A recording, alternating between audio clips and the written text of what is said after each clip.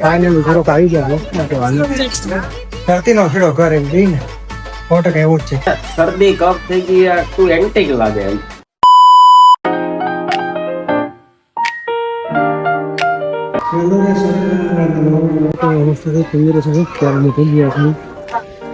Ahmedabad railway station અહીંયા અમારે શું કઈ આ છેલ્લી ટ્રેન આવી છે. બેઠા બેઠા આવી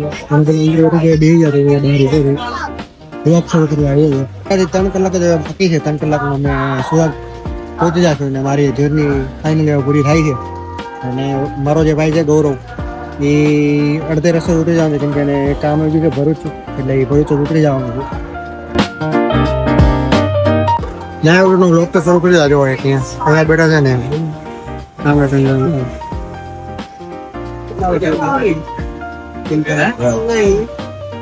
આવી કે તમારી અહીં બેઠક વ્યવસ્થા છે. અત્યારે બેઠા બેઠા જવાનું શું લાગે છે? થાકી જાવ પહોંચી જાવ હવે 3 કલાક જેથી આવ્યું તો બેઠા બેઠા જવાનું છે તો પહોંચી જાવ વાંધો નહીં ધીમે ધીમે જવાનું છે. આમાં આપણે બેવાની કંઈ વાંધો નહીં.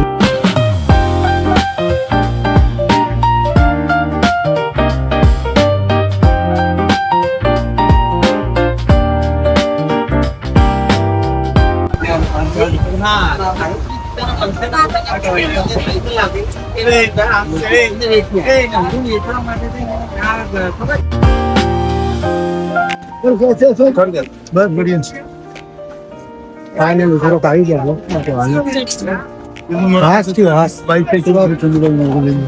રેલવે સ્ટેશન આવ્યા તો ત્યાં દિલમાં ઠંડક થઈ ગઈ છે. લોકો જે અંદર વિતરા નથી હવે ઉતર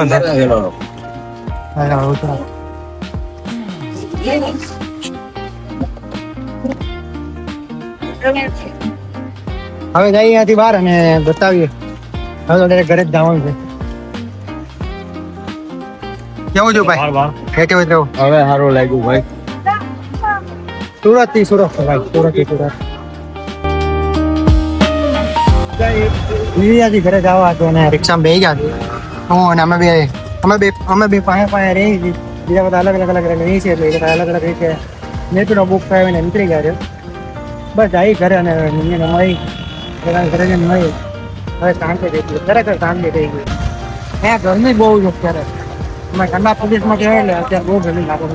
ઠંડી જતી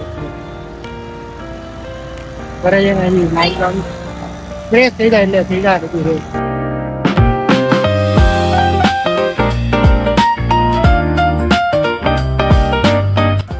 ફાઇનલી ઘરે આવી ગયા છે. મમ્મી જય શ્રી કૃષ્ણ. જય શ્રી કૃષ્ણ. જય માતાજી. જય માતાજી. અને આવી ગયા છે ઘરે. હવે આ લેવા આવ્યો તો મને ધરતી નો ફીડો કરે એમ જઈને ફોટો એવું જ છે. 10 દિવસ પછી હવે ઘરનું ખાવાનું છે. નાઈ ધોઈ લઈ તૈયાર થઈ જાય પછી કરીએ.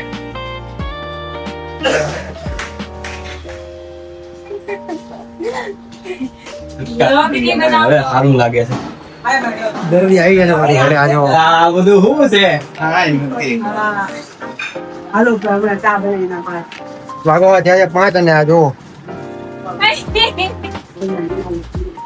મેં જાત્રા કરીને આવો ને એટલે આ જો જાત્રા જ કહેવાય ભાઈ. અમારા જાત્રા જ હતી ગામની. વાગવા થયા 5 અને અત્યારે ચા નાસ્તો હાલે છે. નાસ્તો કરી ભાઈ આવડે બહાર 1.5 કલાક લાયો.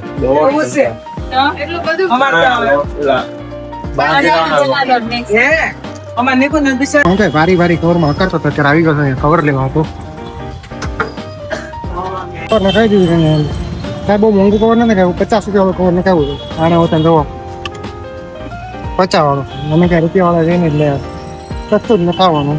અત્યારે અહીંયા શું કહેવાય 20 રૂપિયા ઉભા રહ્યા દર્દી છે ને મારી હારે એટલે કાંઈને જોવે ઘડીએ ને ઘડીએ આવું કંઈક અને આવું જ પીવડાવવું પડે એમ છે હમણાં કેમ કે એની હેલ્થ બહુ ખરાબ થઈ ગઈ છે. ઘરે આવી ગયા છે ને અહીંયા જોવો કે પપ્પા પાણીપુરીની બાકાતી કીધે. પપ્પા કેમ ગયા? પપ્પાને હમણાં ફોન થયો હતો હા ભાઈ જો દવા લઈ લીધી છે. શું કહે ડોક્ટર શું કહેતા હતા?